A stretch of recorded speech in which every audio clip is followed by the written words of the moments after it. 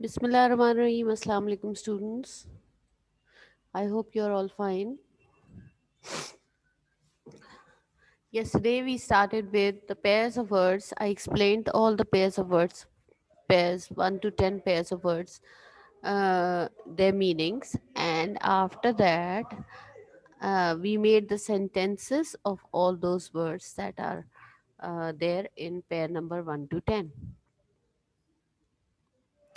ठीक है बेटे, ये आप लोगों ने सबने कल किया था. मैंने आपको 1 से 10 तक के पेयर्स एक्सप्लेन किए थे, and then we made the sentences of these pairs 1 to 10. ये सारे हमने कंप्लीट किए थे. Those who were not there in the class yesterday, उनको मैं ये बता रही हूँ कि उन्होंने पेयर्स ऑफ वर्ड्स जो कि आपकी इंग्लिश बी की वर्कबुक में पेज नंबर 15-16 पे है, वो वाला हमने कल कंप्लीट किया था. और इनके सारे जो ये पेयर्स हैं, इनके सेंटेंसेस हमने बनाए थे. Now we will do the exercise of pairs of words, same pairs of words. This is on page number 17. आपकी बुक में ये पेज नंबर 17 है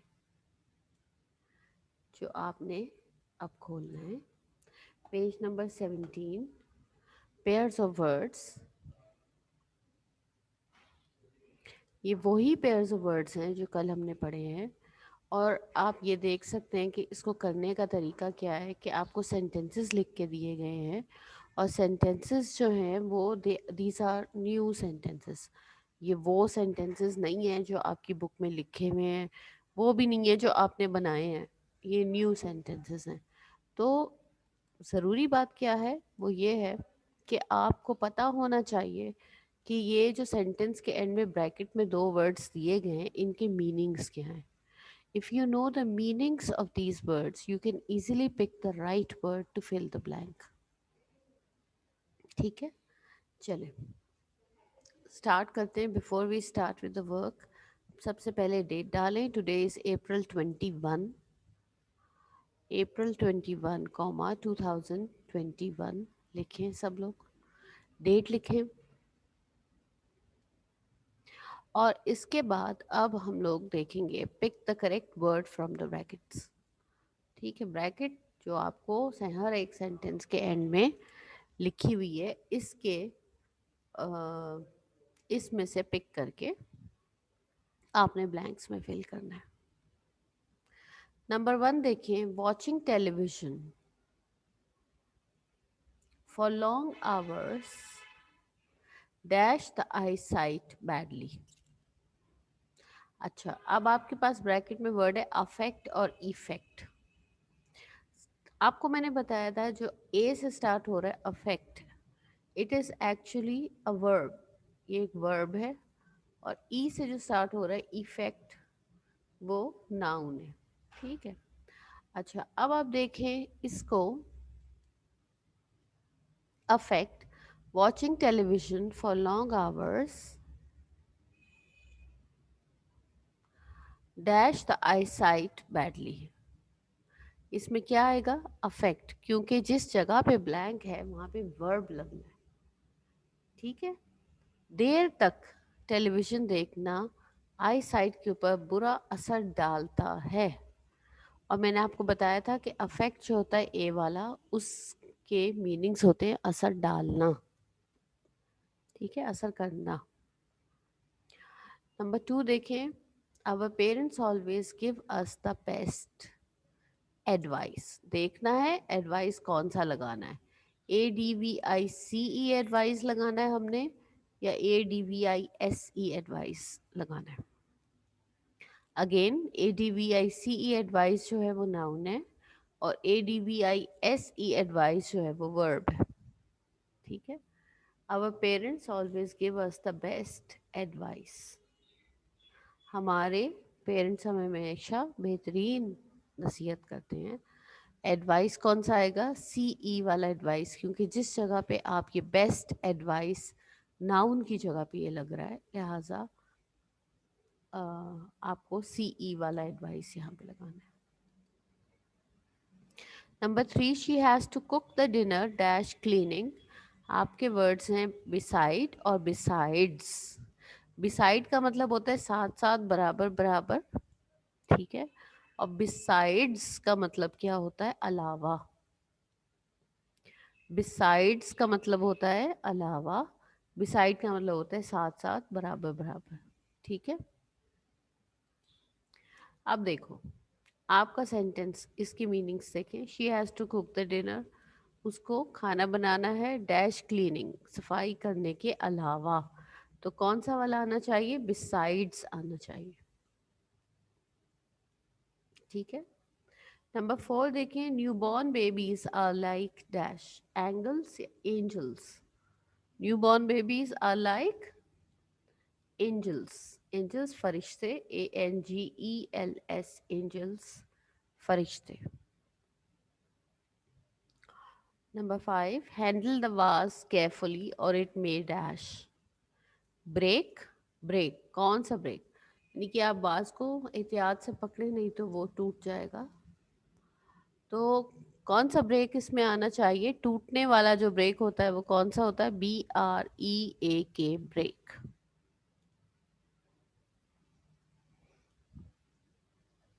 हैंडल वाज केयरफुली और इट में ब्रेक, ठीक है। Number 6, many dash of cotton were loaded in the truck. Bales, ये कौन सी बेल्स है? BALES या BAILS? पहले मीनिंग्स देखते हैं। BALES, बेल्स का मतलब होता है बड़े वाले गट्ठे, बिग बंडल्स। और BAILS, बेल्स का मतलब होता है जमानत। तो आप खुद सोच सकते हैं कि कौन सा बेल्स इसके अंदर आना चाहिए। BALES, many bales of cotton were loaded in a truck, BALES। Number 7, I had to solve 10 sums dash all together. कौन सा ऑल टुगेदर इसमें आना चाहिए?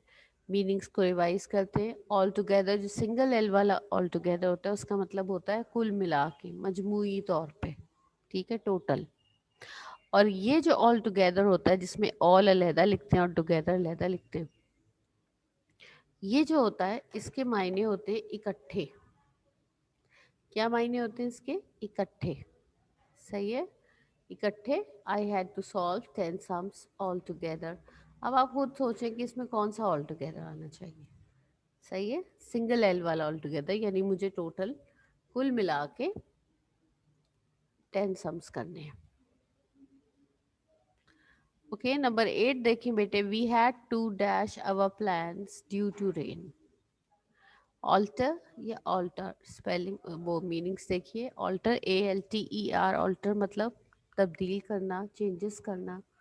और ALTAR, altar means slaughter house, कुर्बान गाह, जहाँ जानवरों को ज़बह किया जाता है, उसे ऑल्टर कहते हैं। आप देखिए, we had to alter our plans, कौन सा ऑल्टर इसमें आएगा? ALTER, alter. Number 9, the accident occurred due to failure of brakes. अब देखो कौन सा ब्रेक्स इसके अंदर आना चाहिए? एक्सीडेंट क्यों हुआ? क्योंकि ब्रेक्स फेल हो गए। अब ये कौन सा ब्रेक्स है? BRAKES, क्योंकि दूसरा ब्रेक जो है वो तो BREAK, वो तो टूट जाना है। तो ये तो यहाँ नहीं आ सकता। तो यहाँ पे क्या आएगा? BRAKES, ब्रेक्स, ठीक है। नंबर 10 देखें, his dash application was not accepted. Bail, अब ये कौन सा बेल है? BALE बेल या BAIL बेल? मैंने अभी आपको बताया BALE बेल का मतलब है बिग बंडल, और BAIL बेल का मतलब होता है जमानत। तो कौन सी एप्लीकेशन होगी? BAIL, bail application was not accepted. Number 11, the students worked on the project all together. ठीक है, अच्छा अब देखो, all together the students worked on the project all together, ये मैंने आपको बताया था कि जो डबल एल वाला ऑल टुगेदर है उसका मतलब है इकट्ठे। और ज़्यादातर ये लोगों के लिए इस्तेमाल होता है। When we are talking about people, about students, about friends, about family members, colleagues, तो उस जगह पर हम ये डबल एल वाला ऑल टुगेदर यूज़ करते हैं। इसलिए यहाँ पर कौन सा ऑल टुगेदर आने वाला है? डबल एल वाला। Number 12, the dash in the train was not comfortable. Birth. BIRTH, BERTH. अच्छा, मीनिंग्स देखें. BIRTH बर्थ का मतलब होता है पैदाइश, और BERTH बर्थ का मतलब होता है, ये मैंने आपको कल बताया था कि in long journeys there are couches like things that are there in the train and in the ships, जहाँ पर the passengers they may lay down and take rest. उसको बर्थ कहते हैं, उसको उर्दू में भी बर्थ कहते हैं. ठीक है, चलें. तो ट्रेन में जो बर्थ होती है वो क्या स्पेलिंग्स होते हैं? BERTH. Number 13, don't walk dash footed. It is very cold. Don't walk barefooted. Bear, BEAR, bear का मतलब होता है भालू, जो रीच वाइल्ड एनिमल होता है. और BARE, bear means uncovered, बगैर ढका हुआ. तो बेयर फुटेड यानी नंगे पाँव, यानी नंगे पाँव नहीं चलो, बहुत सर्दी है. BARE, bare footed. ठीक है. नंबर 14 देखें, the dash of this medicine was very quick. Affect या इफेक्ट. अब आप देख सकते हैं कि ये जो जगह है जहाँ पर ये लगना है, यहाँ पे नाउन लगना चाहिए या वर्ब लगना चाहिए? यहाँ पे नाउन लगना चाहिए. The effect of this medicine. तो नाउन कौन सा वाला होता है? ई से स्टार्ट होता है. The effect of this medicine was very quick.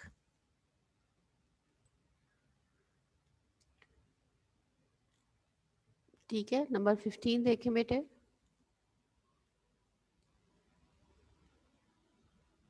Number 15, my mother dash me to speak truth advise. अच्छा, अब ये देखो, my mother advise me, verb आना है. तो आप देख सकते हैं कि एक तो ये कि वर्ब वाला एस वाला एडवाइस होता है, ये बात है. और इसकी हमने सेकंड फॉर्म यूज़ की है. तो कभी भी अगर आपको कहीं पर भी एडवाइज्ड लिखा हुआ नज़र आएगा तो SED होगा, कभी CED नहीं होगा. क्यों? इसलिए कि SED जो है, SE वाला एडवाइस वर्ब होता है, वर्ब की ही सेकंड फॉर्म होती है, नाउन की सेकंड फॉर्म तो नहीं होती. इसलिए हम ये SED वाला एडवाइस्ड जो है वो सेकंड फॉर्म की तरह से यूज़ कर सकते हैं. My mother advised me to speak truth. Advice, ADVISED. Okay.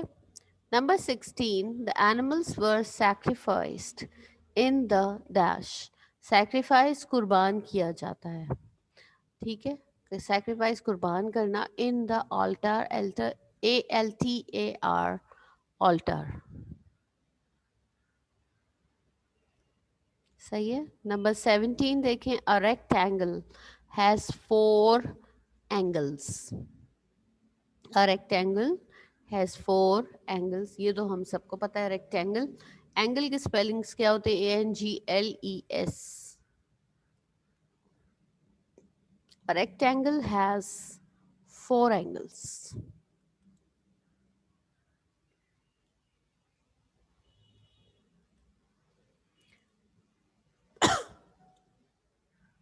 ठीक है जी. Number 18, a dash is a wild animal. Bear कौन सा है? ये BEAR. This is very easy. Number 19, please tell me your date of birth. अब ये birth कौन सा होगा? BIRTH, बर्थ होगा. Please tell me your date of birth. BIRTH, birth. 20 देखें, an old woman was sitting dash me in the bus. एक बूढ़ी औरत मेरे साथ बस में बैठी थी. अब साथ बराबर बराबर या साथ साथ, इसके लिए क्या कौन सा वर्ड होता है? बिसाइड. BESIDE, beside. ठीक है बेटे. इस एक्सरसाइज को जल्दी से कंप्लीट करें. जिन लोगों ने लेट ज्वाइन किया है वो भी प्लीज़ जल्दी से इस एक्सरसाइज को कंप्लीट करें. और उसके बाद हम लोगों को प्रेजेंट इंडेफिनिट टेंस की बाकी एक्सरसाइजेस कंप्लीट करनी है. ठीक है.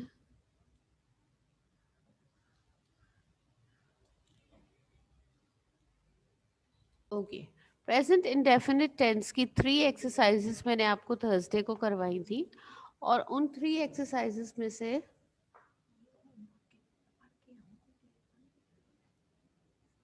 सो उन 3 एक्सरसाइजेस में से बेटे कुछ बच्चे हैं जिनका थर्सडे को भी कोई नेट के इश्यूज थे और ये थे, तो वो बच्चे मेरी बात गौर से सुन लें। मैं आपको ये 3 एक्सरसाइजेस शो कर दूंगी, आप लोग इसके स्क्रीनशॉट ले लें। अगर आपकी कोई भी एक्सरसाइज मिस हो गई है तो आप उसको कंप्लीट कर लें, क्योंकि आपको पता है कि ट्रांसलेशन की एक्सरसाइज जो है वो आपने बुक में करनी है और उसके साथ साथ आपने शीट्स में भी करनी है। तो इसलिए आप इसको प्लीज़ कंप्लीट करें। और आगे की जो 2 एक्सरसाइजेस अभी बची हुई हैं वो आज हमने वैसे तो करनी ही है, वो तो है ही, ठीक है ना? अच्छा, चलें अब इस तरह है कि हम लोग सबसे पहले all of you should turn to page number, exercise number 4 हमने करनी है, पेज 31 आपकी बुक में जो है, पेज 31 देखें बेटे। क्योंकि एक्सरसाइज नंबर 3 तक मैंने आपको उस दिन कंप्लीट करा दिया था, यहाँ तक we do not tease any one without any reason, ठीक है ना? अच्छा, अब एक्सरसाइज नंबर 4 से हमने आज करना है। ऐसे करो, अभी आप लोग मेरे साथ आराम से एक्सरसाइज नंबर 4 से काम करना शुरू करो, ठीक है?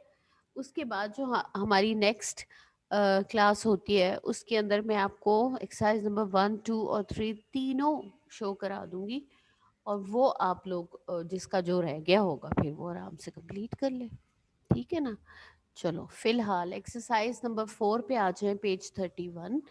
एंड यहाँ पर सबसे पहले डेट डाल लें, April 21, 2021, April 21, 2021 फुल स्टॉप। हो गया? अच्छा, इंटेरोगेटिव सेंटेंसेस ये हैं। सबसे पहले ये कि इंटेरोगेटिव सेंटेंसेस क्या चीज़ होती हैं। दीज आर क्वेश्चंस, ये सवाल या जुमले जिनको उर्दू में कहा जाता है। Interrogative sentences means the sentences in which a question is being asked, जिसमें कोई सवाल पूछा जा रहा होता है, वो इंटेरोगेटिव सेंटेंसेस होते हैं। Look at the sentence structure now. Remember हमारे पास प्रेजेंट इंडेफिनिट टेंस में जो हेल्पिंग वर्ब था वो डू या डस था, प्लूरल्स के साथ डू और सिंगुलर्स के साथ डस, ठीक है?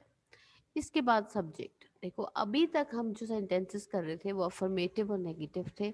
अफर्मेटिव और नेगेटिव में सब्जेक्ट पहले आता है और हेल्पिंग वर्ब बाद में आता है।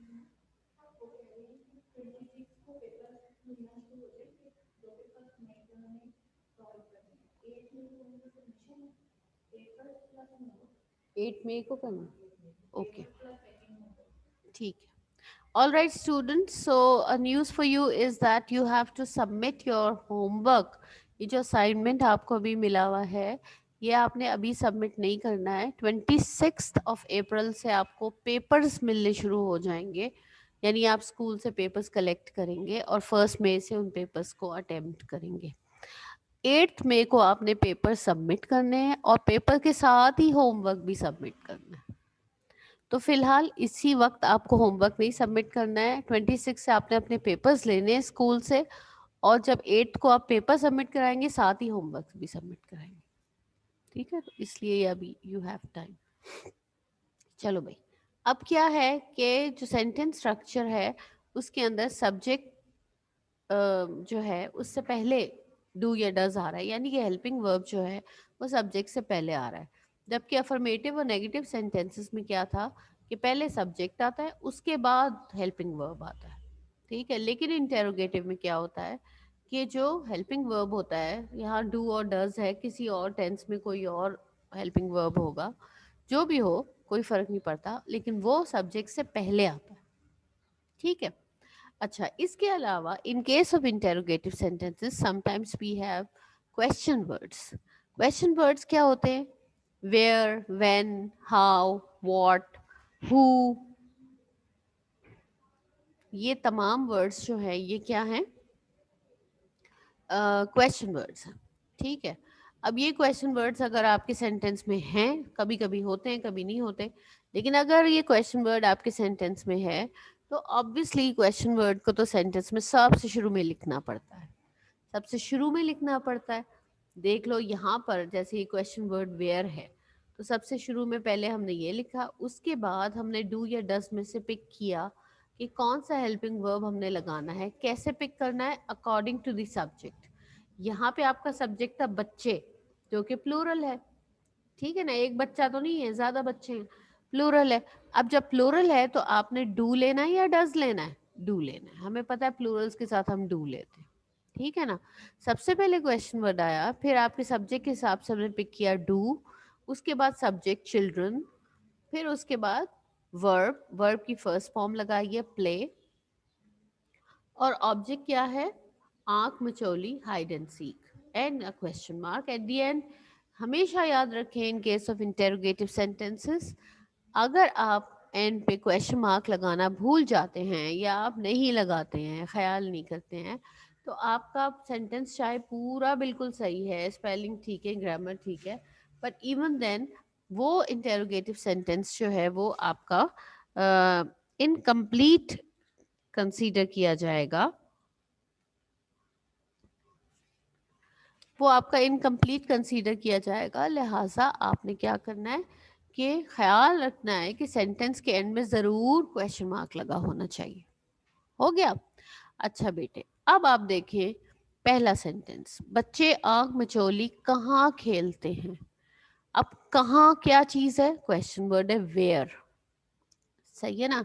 वेयर, उसके बाद आपने डू ही लेना है या डज लेना है? बच्चे प्लूरल है इसलिए डू लिया। Where do children play hide and seek. आंख मचोली, hide and seek, where do children play hide and seek, question mark. Number 2, डाकिया इस गली में कब आता है। क्वेश्चन वर्ड क्या है? कब, व्हेन, व्हेन।